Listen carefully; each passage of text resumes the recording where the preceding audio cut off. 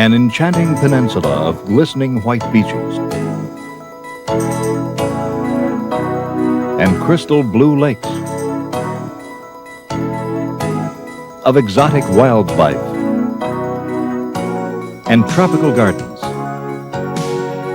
of futuristic cities and magical attractions. It is a land of endless sunshine,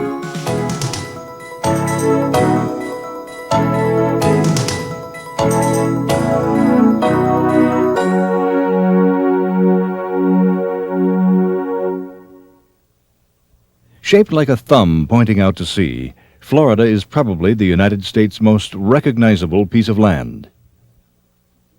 It is bordered by Alabama and Georgia to the north and the Atlantic Ocean to the east. The Straits of Florida flow to the south of the state, and the waters of the Gulf of Mexico wash ashore on its western coast. Florida's beauty was first discovered by Europeans in the 16th century.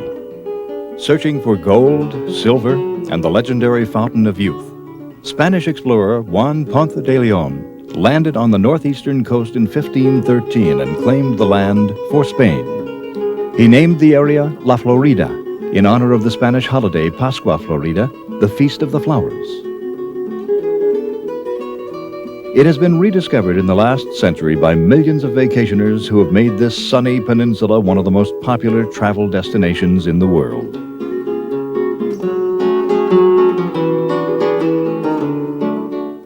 Florida is divided into 7 regions, each with its unique flavor and charm. The Northwest region, commonly known as the Florida Panhandle, is a land of hidden treasures. Sugar white beaches, emerald blue waters, and pine green forests combine to paint a picture of unspoiled beauty.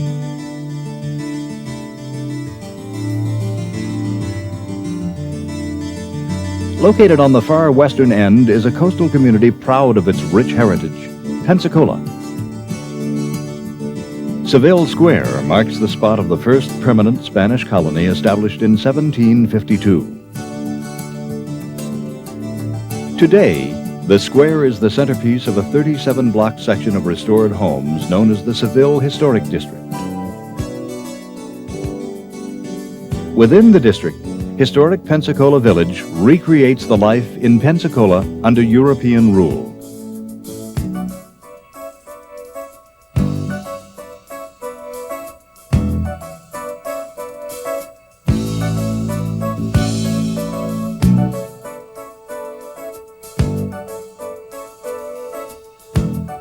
Breezy causeways connect the city with the Gulf Islands National Seashore, a 150-square-mile group of protected barrier islands rich in natural resources.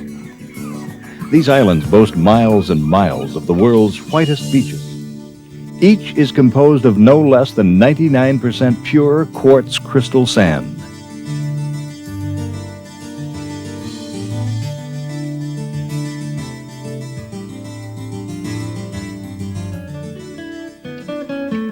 Tallahassee, a secluded jewel of old mansions and modern office buildings, was founded in 1823 for one purpose: to be the capital of Florida.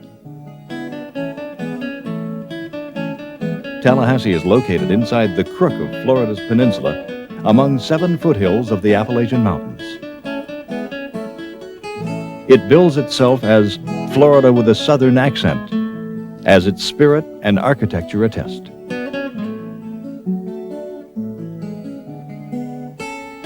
The skyline is dominated by the Capitol complex.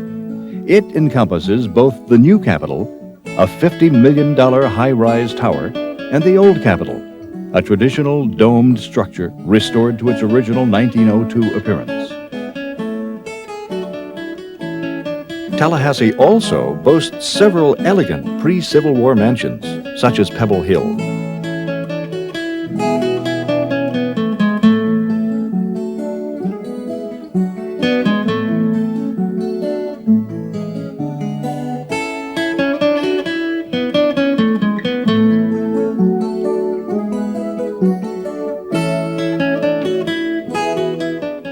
Florida's rich history began in the Northeast region, an area where the past coexists with the present. The region is anchored in the north by the city of Jacksonville, which at 840 square miles is America's largest city in land area.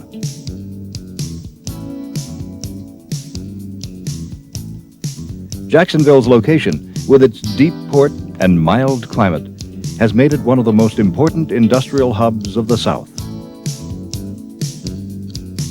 The beautiful St. Johns River zigzags through the center of this thriving metropolis. This meandering river plays an important role in almost all aspects of life in the city. The showpiece of downtown is the Jacksonville Landing, a horseshoe-shaped festival marketplace located on the north bank of the river. Across the river on the south bank is the Riverwalk. This wooden boardwalk stretches for more than a mile along the river and provides for a spectacular look at the city's dazzling skyline. At one end of the Riverwalk is Friendship Park. The fountain within this park is one of the tallest in the world.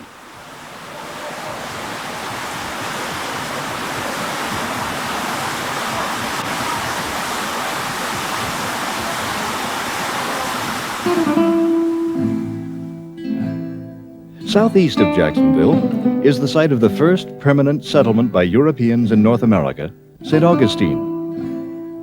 It was Spanish Admiral Pedro Menéndez de Avilés who named the area when he first sighted land in 1565 on the feast day of St. Augustine. The Spanish mission of Nombre de Dios is located at the site where it's believed the city's founder first walked ashore. On the ground stands a magnificent 208-foot stainless steel cross marking this memorable spot. Downtown St. Augustine looks much the same as it has for centuries.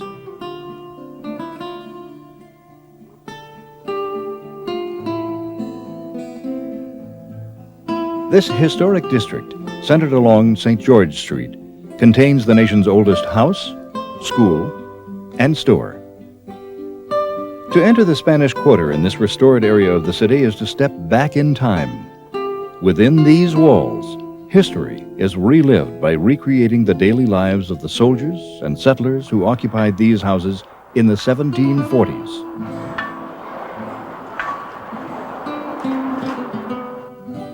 Most notable of St. Augustine's landmarks is the great Castillo de San Marcos, a powerful symbol of Spain's strength in the New World. The walls of this great star-shaped fortress are 30 feet high and 16 feet thick at their base.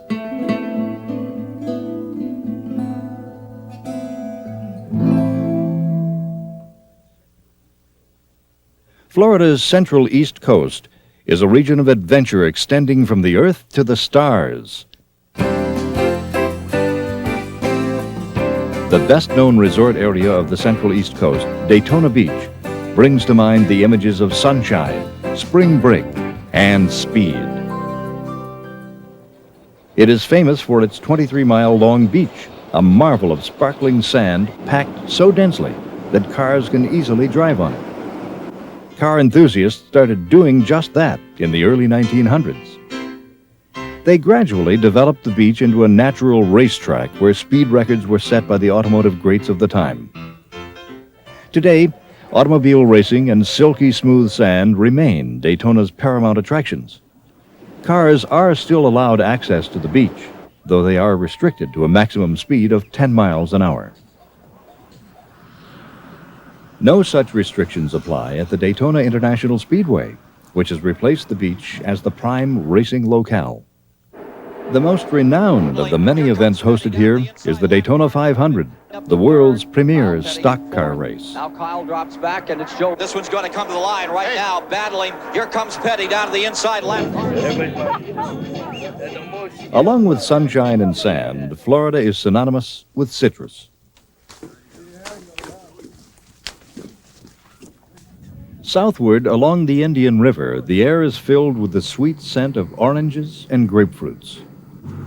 Citrus trees native to the Far East were introduced to Florida by the Spanish in the early 16th century. Nevin's Fruit Company, located in Titusville, a town on the Indian River, is one of the oldest commercial growers in the state. During the winter harvesting season, the fruit is picked and sent to the packaging plant to be washed, sorted, and boxed for shipment worldwide.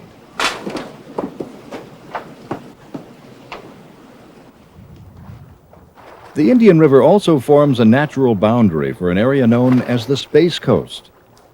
Here, two great opposites are united: high technology and undisturbed nature. Strategically located, Florida's Space Coast was ideally suited to be the birthplace of America's exploration of the universe. From the early days, however, the pioneers of space exploration were determined to live in harmony with nature and protect the environment. As a result, the Kennedy Space Center sprawls across the ecological Eden of the Merritt Island National Wildlife Refuge and the Canaveral National Seashore. Appropriately, these 220 miles of primitive swamp, hammock, marsh, and windswept beaches are a premier sanctuary for the creatures that inspired men to fly.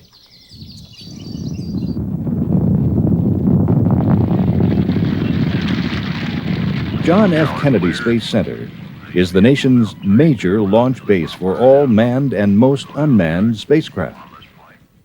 It is from here that astronauts and sophisticated machines begin their journeys into Earth's orbit and beyond. Kennedy Space Center's Spaceport USA allows visitors a glimpse inside the world of space exploration.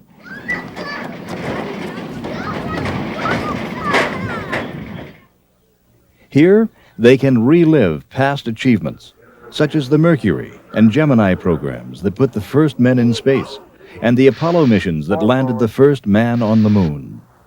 Houston, Tranquility Base here. The Eagle has landed. These historic events paved the way for the present-day era of the Space Shuttle, the first versatile, reusable spacecraft. The vast Space Center complex is dominated by the Vehicle Assembly Building. At 525 feet tall, 716 feet long, and 588 feet wide, it's one of the world's largest buildings. It is here that space shuttles are assembled into flight-ready vehicles before being taken to the launch pad. At the launch pad, the shuttle is fueled and rechecked for a final time. From here, it blasts off in a blaze of color, which can be viewed from miles around. Tower cleared. The vehicle now turning around to the proper. Central Florida is a land of many faces. An enchanting contrast exists between the futuristic fantasies realized by many of the area's attractions and the timeless natural splendor of its outdoor blessings. The northern portion of this region is characterized by crystal clear lakes, spring-fed rivers, and thick hardwood forests. It is dominated by an area known as the Big Scrub, Ocala National Forest. This 400,000-acre subtropical wilderness is noted for the world's largest stand of sand pine trees.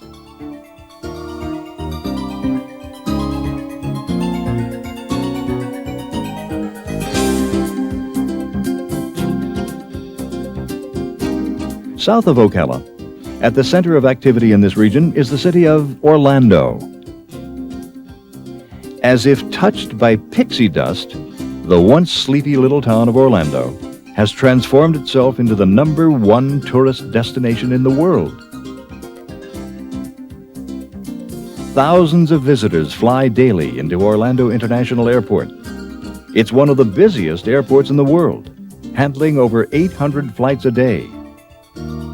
In the Orlando area alone, over 69,000 hotel and motel rooms offer hospitality to guests from around the world. This tourism boom had its roots in the early 1960s, when the visionary Walt Disney picked the greater Orlando area as the site for his new make-believe world. Walt Disney World attracts millions of visitors a year, more than any other attraction in the world. Spurred on by Walt Disney World's success, A variety of theme parks followed. The Orlando area has not been the same since.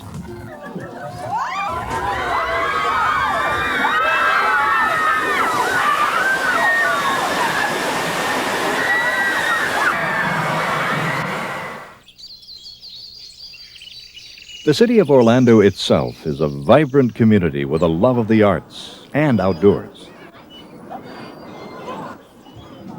The showcase attraction of Orlando's revitalized downtown area is Church Street Station. This popular entertainment complex, filled with rollicking restaurants, nightclubs, and shops, is a delightful step into the past.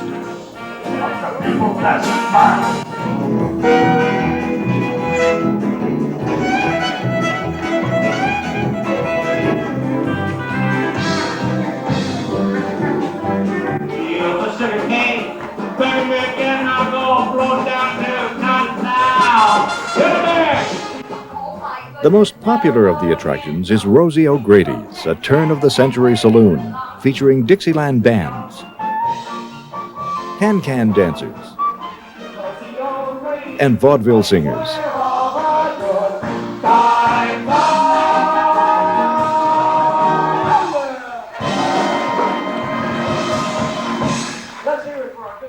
Orlando is also home to the world's largest park devoted to marine life, SeaWorld. Here, the park's famous killer whales take center stage along with a host of other performing aquatic stars.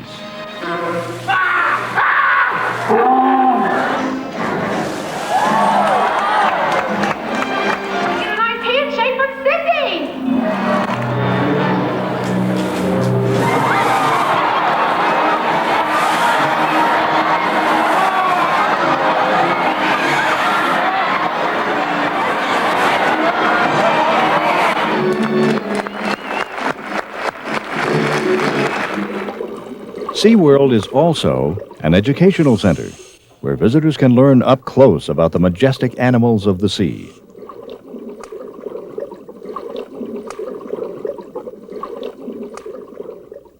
Located near SeaWorld, Universal Studios brings Hollywood to Florida in grand style. Immortalize that, I'm going to be a movie star someday. Oh, Crown, rockabye bit. I know you. You're my mama, the queen. Hey, mama. How about a big wet one, Lisa? Give me a kiss. Come on. What are you in? Just a little one. Jay Stein, president of the MCA Recreation Services Group, talks about its uniqueness. Universal Studios Florida is the largest film studio ever built outside of Hollywood. We presently have 6 sound stages that are in full production, and the largest back lot anywhere in the world, with over 50 different varieties of sets and locations. Now with editing, you can make just about a real working studio. Universal offers a behind-the-scenes look at the art of film and television production. All right, flying the camera. Visitors can also relive movie history in a series of spectacular entertainment attractions based on hit movies.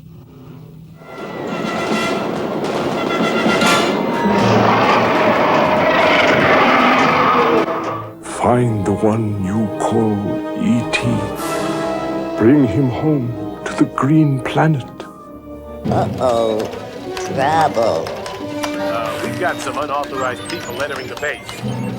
Wait, they got E.T.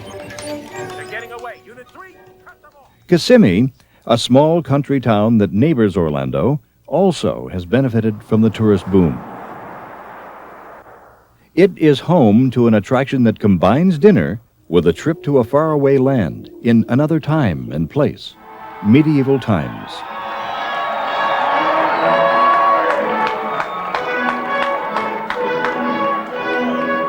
Here, guests are transported back 1,000 years to the Middle Ages, to the days of knights and chivalry.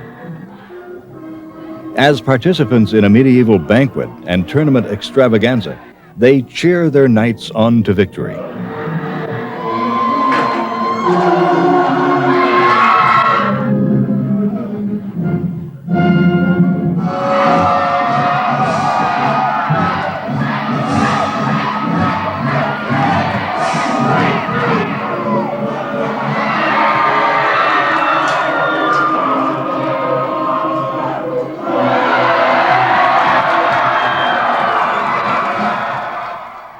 From the serene waters of Crystal River south to the bustling streets of Sarasota, Florida's Central West region is an area of diverse cultural influences. The Crystal River area is the winter home of Florida's lovable sea cow, the manatee. These shy vegetarian mammals, which sea-weary early explorers mistook for mermaids, were once plentiful. They now are an endangered species, and the area's warm spring-fed rivers and sheltered bays are one of the few sanctuaries left for these gentle giants.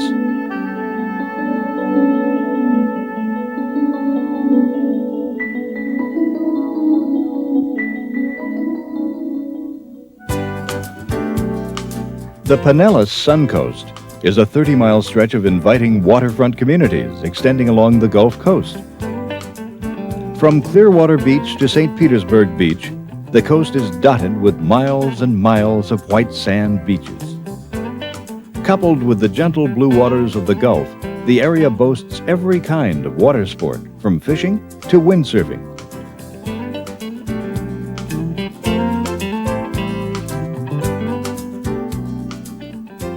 The city of St. Petersburg has a relaxed manner.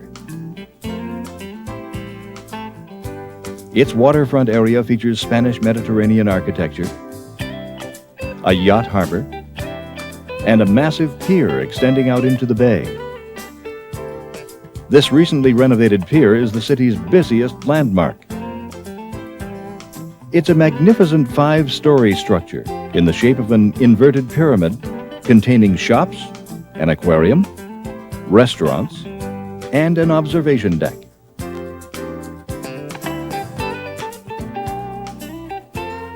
The city is also home to the Salvador Dali Museum. The museum displays the world's largest collection of paintings of this famous Spanish surrealist painter.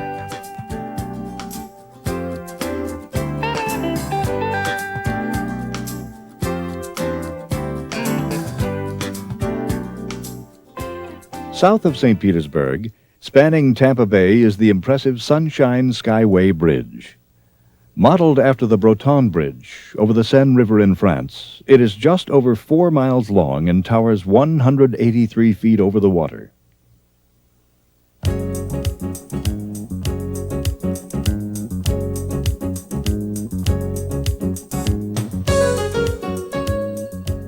Located across the bay from St. Petersburg, the city of Tampa has its own special brand of hospitality that's as warm and welcoming as its endless sunshine. Tampa boasts a bustling business community and a wide variety of cultural and sports activities. One out, runner at third, and a base hit to left. Its most important pioneer was Henry B. Plant, who brought the railroad to Tampa in 1884, making the city accessible for travel and trade. He also built the palatial Tampa Bay Hotel, a popular vacation spot for the wealthy at the turn of the century. The building's Moorish architecture and 13 silver minarets are a Tampa landmark. It is now part of the University of Tampa and houses the Henry B. Plant Museum. Tampa's historic Ybor City provides an authentic look at Cuban culture. In 1886, Vicente Martinez Ybor led the way for Cuban cigar makers to move their manufacturing operations from Key West to Tampa. Industry flourished and provided the foundation for a strong, vivacious Cuban community whose impact is still felt today. At the center of this district is Ybor Square, a renovated cigar factory. It is a thriving center for many Tampa artisans, as well as the famous cigar makers who carry on century-old tradition.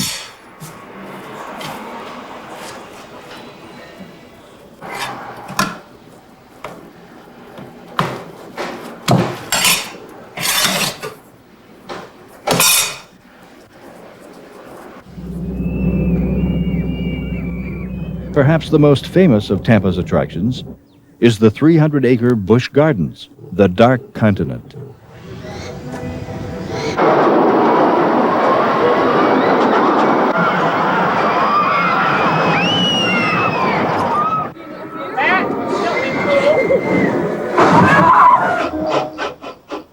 park is divided into 8 themed areas, each transporting visitors back to a turn-of-the-century Africa.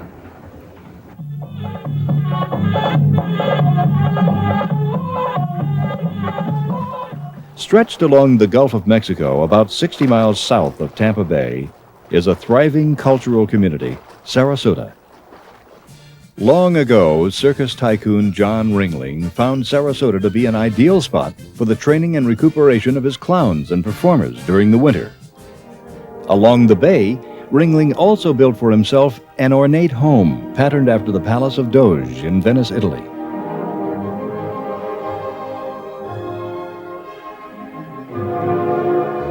Today, the Ringling Museums include this mansion, as well as an art museum, and one museum filled with circus memorabilia.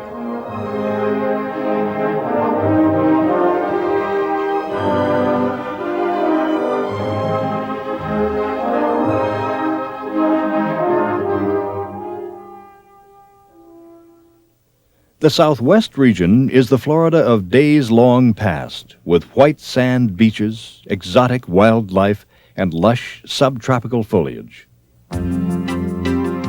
The unspoiled shoreline of the Lee Island coast and its pristine barrier islands best illustrate the area's numerous charms. Each day, the Gulf of Mexico churns up its treasures in the form of thousands of multicolored shells. While all of the coast is shell-littered, the barrier islands of Captiva and Sanibel are perhaps most abundantly endowed, making them a sheller's paradise. Hundreds of prowling shell seekers, or shunters, come out to the beaches in hazy hours before dawn to search for prized specimens. The magnificence of nature is also visible throughout the 5,030 acres of the J.N. Ding Darling National Wildlife Refuge. Located on the north side of Sanibel, it is home to many species of Florida bird life, such as the roseate spoonbill. Sanibel and Captiva Islands are also known for their world-class resorts, which promote the region's unsurpassed natural beauty and serenity.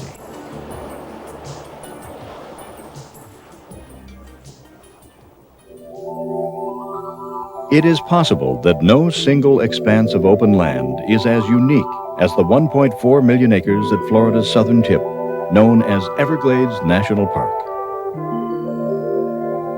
A quiet and mysterious area, its wonders are subtle and easy to miss. At first, it appears to be nothing more than an endless prairie of swampy grassland dotted here and there with bits of forest. This is not a swamp, however, but rather an enormous, shallow, life-giving river that slowly flows from Lake Okeechobee south to the sea. There are no other Everglades in the world, Marjorie Stoneman Douglas wrote in her 1947 book, The Everglades, River of Grass. With her book's publication, this remarkable woman changed the image of the Everglades and started the crusade to save it. Once thought of as a useless, mosquito-ridden bog, it is now known to be a unique, interdependent ecosystem, contributing extensively to life on the peninsula. It is home to at least 300 varieties of birds, 600 species of fish, and countless other wildlife, many of which can be found nowhere else in the world.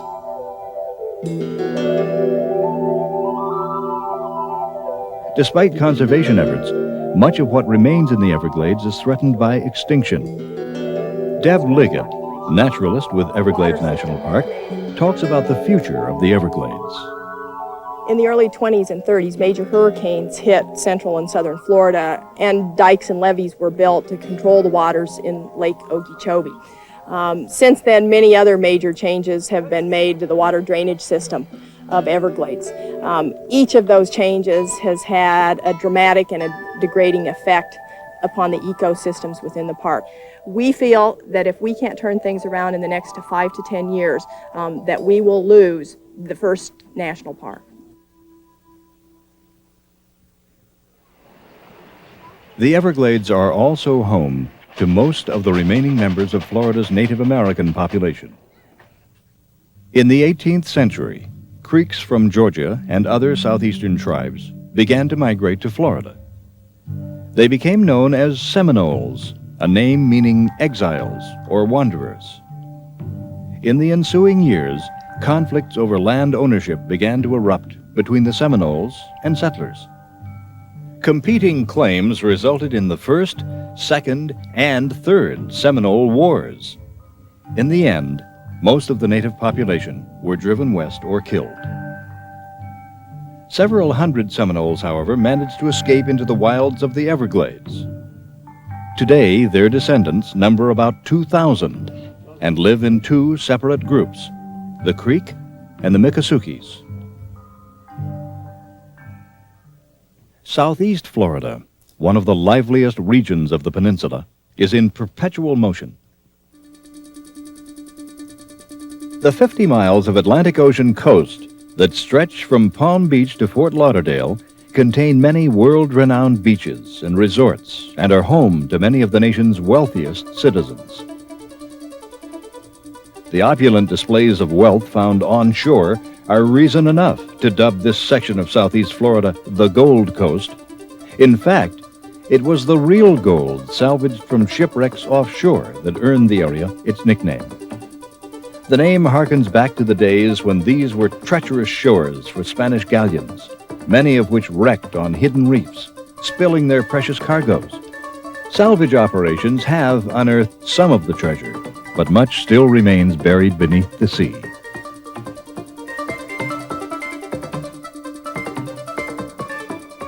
If ever a name were synonymous with society, it would be Palm Beach. Elegant, expensive, exclusive, it is a land of mansions, Rolls Royces, and glittering balls. The city developed into a winter playground for the rich in the early 1900s when Henry Flagler's Florida East Coast Railroad reached town. Flagler transformed a palm-studded strip of land into an international high society resort, attracting the world's affluent. Flagler's love for Palm Beach was so strong that he built a palatial mansion here, Whitehall. Now a museum, it provides a glimpse into the lifestyle of a man who pioneered the development of Florida's East Coast. In Palm Beach, shopping is an art form. One of the most elite, high-priced shopping streets in the world is located here, Worth Avenue.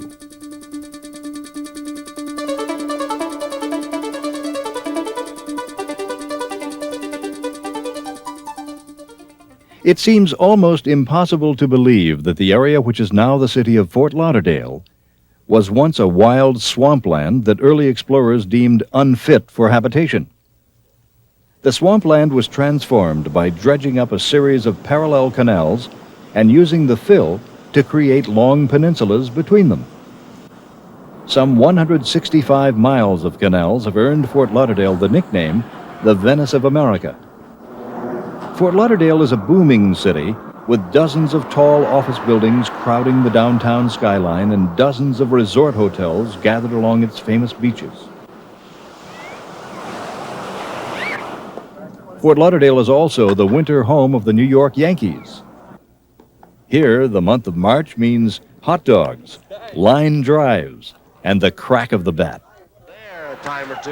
Mattingly with the drive, deep right, back. Spring training games attract over 1 million fans to Florida each year, bringing millions of dollars into local economies. He was 0 for 7, has 4 hits today, and that's home run number 1. No doubt about that one. Below Fort Lauderdale's southern borders lies an international metropolis built across a subtropical backdrop, Greater Miami. Its dramatic cultural diversity, thriving economy, and cosmopolitan flair are apparent throughout its distinctive neighborhoods, each an attraction in its own right. Miami is often labeled the city of the future because of the dramatic skyscrapers, ultra-modern hotels, and international financial district which comprise its downtown. Adorned by a parade of palms, Brickell Avenue boasts towers of mirrored glass and steel. It is the Wall Street of Miami, full of brand new offices and banks.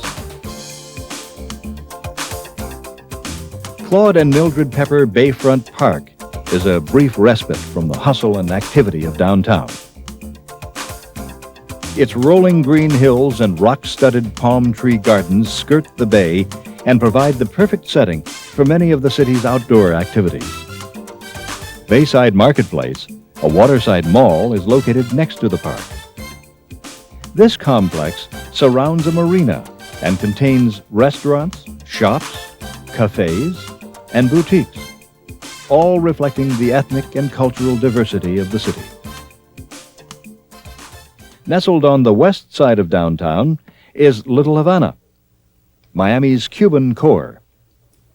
This neighborhood centers on Southwest 8th Street and is known as Calle Ocho. This is where refugees fleeing from the communist government of Cuban leader Fidel Castro settled when they reached these shores in the early 1960s. Eclipsing all previous changes in Miami's history, the arrival of these refugees ignited a cultural metamorphosis that has transformed every aspect of Miami's character. This bustling community is full of shops, restaurants, and businesses that cater to the Cuban population.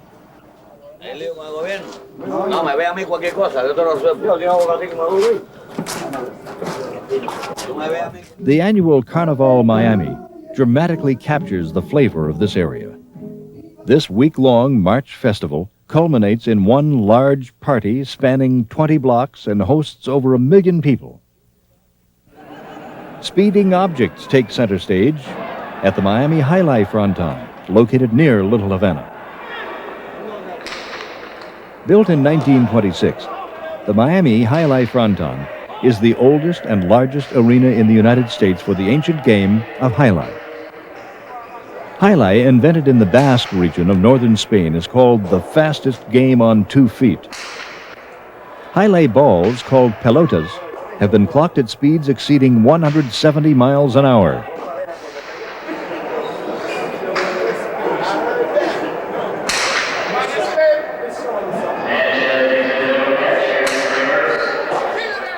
The sweeping curve of Rickenbacker Causeway links downtown Miami to Key Biscayne, a subtropical island of natural beauty. The allure of this area is its carefully preserved beaches and recreational diversions. Across from Key Biscayne, back on the mainland, is one of the oldest neighborhoods in Miami, Coconut Grove. The Grove's charm lies in the relaxed, unhurried pace in which it moves. At almost any hour, people can be found browsing through the galleries and the shops and sitting in the outdoor cafes which dot the main streets of the community. The rich history of the area is evident at the Vizcaya Museum and Gardens. This exquisite Italian Renaissance-styled villa was built in 1916 to serve as the winter residence of industrialist James Deering. Located on Biscayne Bay, the grounds include 10 acres of formal gardens, fountains, and statues.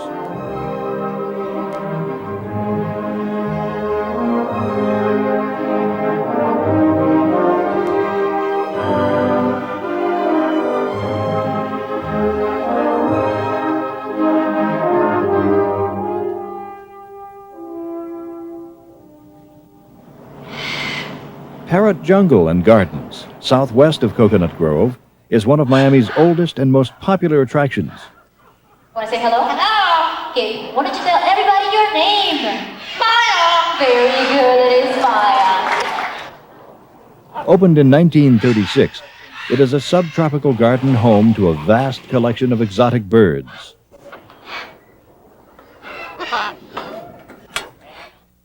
Several causeways span Biscayne Bay and link the mainland to the city renowned for its warm sunshine, sandy beaches, and graceful palms, Miami Beach.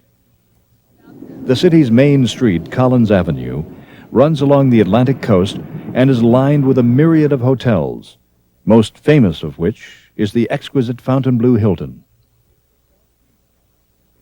South Beach includes the Miami Beach Art Deco district, the largest concentration of this type of architecture in the world.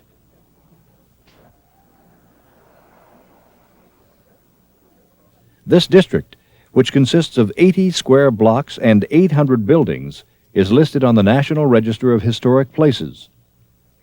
Nancy Liebman, Executive Director of the Miami Design Preservation League, describes the origins of the Art Deco style. Art Deco is a style that emerged back in the late 1920s. It came from an exposition in Paris and brought with it a new trend and a new styling. We consider it the modern architecture of its day.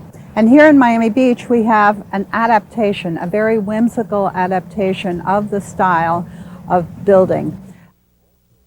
South Beach is also home to a South Florida tradition since 1913, Joe's Stone Crab Restaurant. Stone crabs are extremely hard-shelled crabs that reside around the Florida Keys and nowhere else in the world.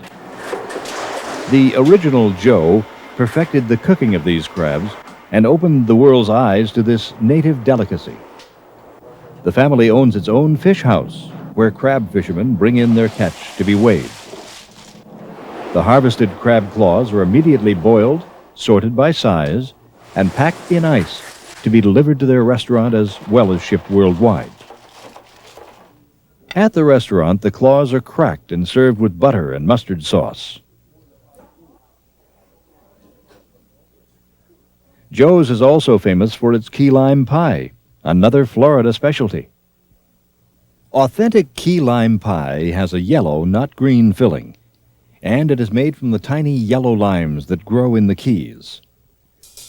Huge cruise ships dominate the horizon from the MacArthur Causeway linking South Beach to downtown Miami. These luxury superliners are anchored at the Port of Miami, the world's leading cruise passenger facility. While the Florida beaches and theme parks steal most of the tourist thunder, a quiet explosion has also been going on in the state's cruise ports. Over 2.5 million passengers annually pass through Miami on their way to exotic ports in the Caribbean and beyond. These magnificent floating resorts, with befitting names such as Ecstasy and Fantasy, are designed with pleasure in mind.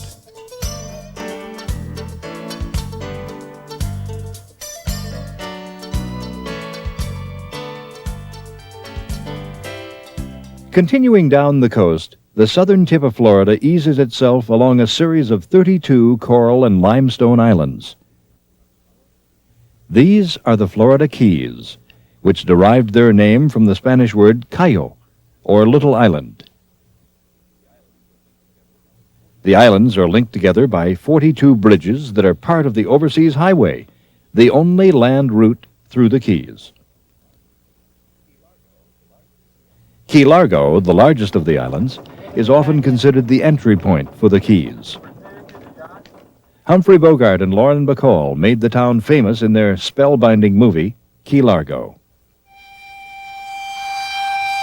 Another visible linkage to Bogart is the original African Queen, the steam-powered boat on which he and Katharine Hepburn ventured forth in the movie of the same name. This immortal boat is still operational and is docked in the Key Largo Marina.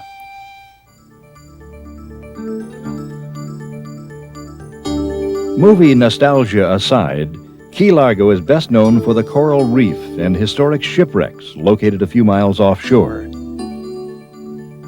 Key Largo bills itself as the sports diving capital of the world. Captain Slate discusses what attracts sports divers to Key Largo. The biggest attraction, I guess, in the Keys is, of course, the coral reef. It's very pretty, very prolific, and the shallowness of the reef from the surface down to an average of 40 feet gives us a lot of time to stay on the bottom diving, as well as snorkelers can go out with divers and snorkel on the surface and see the entire reef. It's very clear usually.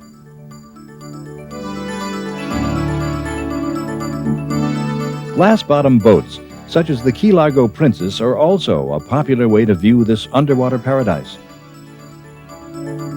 North America's only living coral reef is part of the John Pennycamp Coral Reef State Park.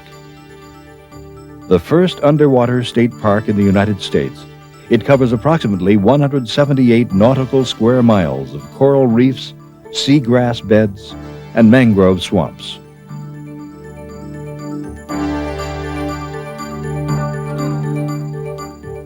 Among the sights is a 9-foot bronze statue, Christ of the Deep, a replica of Guido Gaglietti's Christ of the Abyss in the Mediterranean Sea off Italy.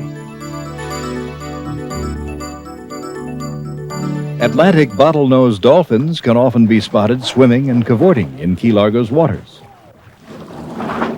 At Dolphins Plus, humans are allowed to enter the dolphin world and experience firsthand these delightful and intelligent sea mammals. Less than 20 miles farther south is the town of Islamorada, located on Upper Matacumbe Key. Islamorada is world famous for its sport fishing. Anglers come from all over to test their skill against some of the feistiest fish in the sea. The magnificent 7-mile bridge is the most impressive of the 42 bridges connecting the islands. It allows the overseas highway to reach its final destination, Key West, the southernmost city in the continental United States.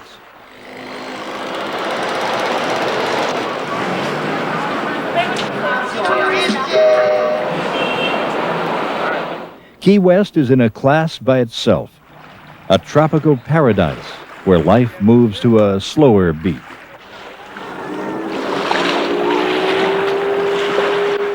Though many famous authors have spent time in Key West, none has left as strong a mark as Ernest Hemingway.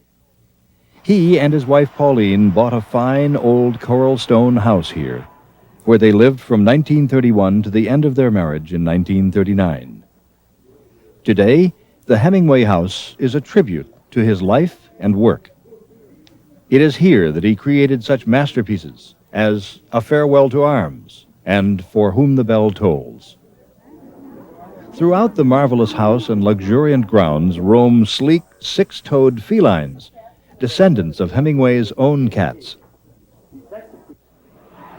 The Hemingway Days Festival, held in July, honors both the man and his works. The highlight of this week-long celebration is the Papa Hemingway Look-alike Contest.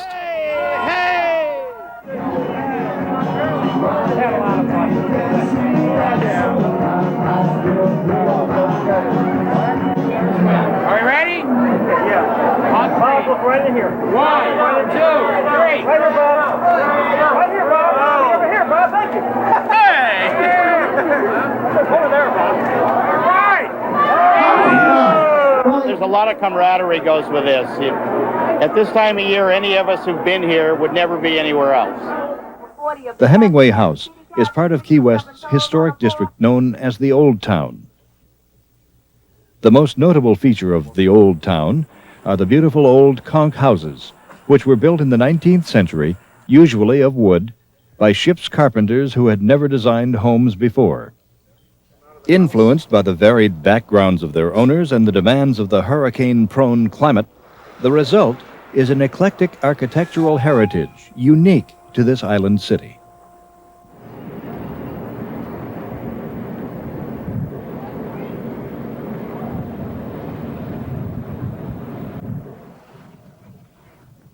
Duval Street cuts down the middle of the Old Town and is lined with bars, shops, art galleries, and restaurants.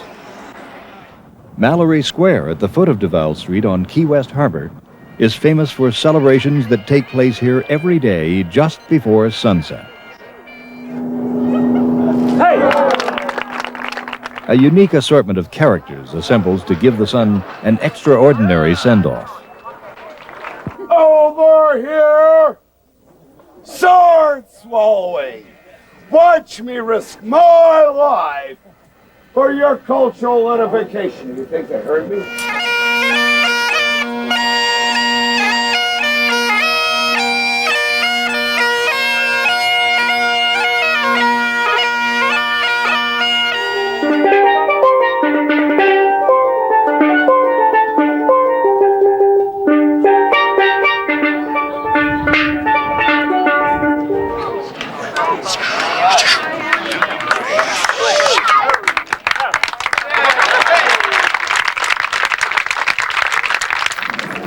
Legs, legs, ladies.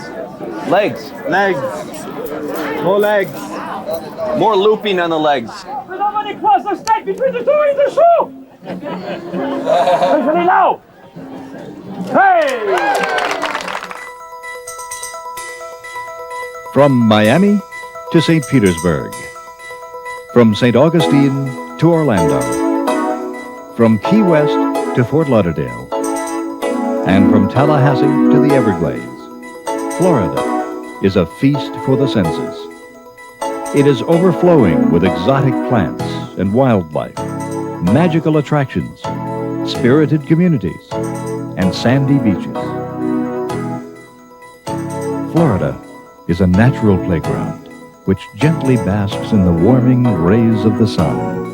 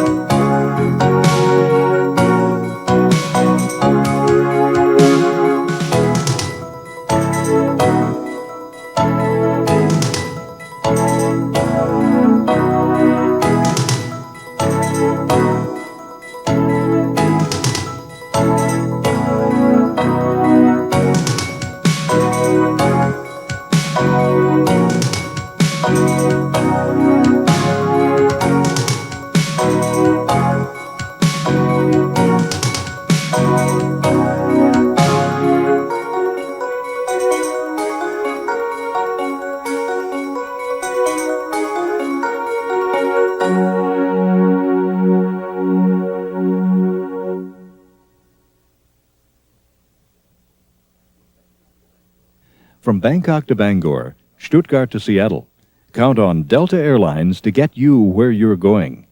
With more than 4,300 flights a day, both domestic and international, Delta and the Delta Connection make it easy to see the world.